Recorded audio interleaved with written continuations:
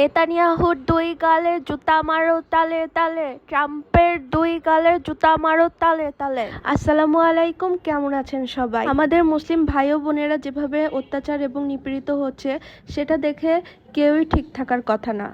আমরা যে যার অবস্থান থেকে চেষ্টা করব অন্যায়ের বিরুদ্ধে প্রতিবাদ করতে। আর দোয়া করব দখলদারিত্বের অবসান, শিশুদের জন্য নিরাপদ ভবিষ্যৎ এবং প্রতিটি ফিলিস্তিনের জন্য স্বাধীনতা। আমি নিতান্তই সাধারণ একজন মানুষ।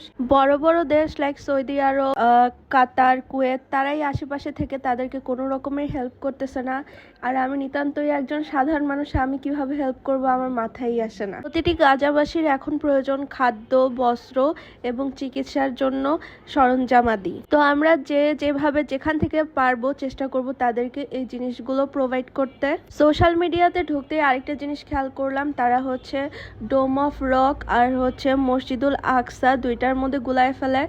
অনেকেই হচ্ছে ডোম অফ রককে মসজিদুল আকসা ভাবে, মানে যেটা হচ্ছে গোল্ডেন কালার দেওয়া, যেটা অনেক বেশি চোখে ফোকাসড হয়, সেটাকে তারা মসজিদুল আকসা ভেবে ভুল করে ফেলে। তো এই দিক থেকে আমরা চেষ্টা করব নিজে সঠিকটা জানতে এবং সবাইকেও সঠিকটা জানার সুযোগ করে দিতে। ডোম অফ রক যেহেতু একদম মাঝামাঝি অবস্থিত হারাম শরীফের, তাই অনেকে এটাকেই মসজিদুল আকসা ভাবে।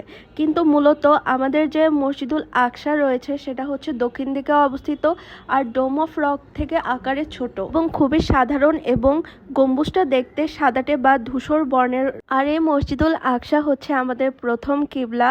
আর হচ্ছে এখানে 1 রাকাত নামাজ আদায় করলে 500 রাকাত নামাজের সোয়াব পাওয়া যায়। মাশাআল্লাহ, আলহামদুলিল্লাহ। এটাই সেই পবিত্র ভূমি যেখান থেকে আমাদের প্রিয় নবী হযরত মুহাম্মদ সাল্লাল্লাহু আলাইহি ওয়াসাল্লাম মেরাজে গিয়েছিলেন। আর এই মসজিদের পাশেই একদিন হযরত ঈসা আলাইহি ওয়াসাল্লাম ইসরায়েলের বংশধর দাজ্জালকে হত্যা করবে ইনশাআল্লাহ। আমিন সুম্মা আমিন।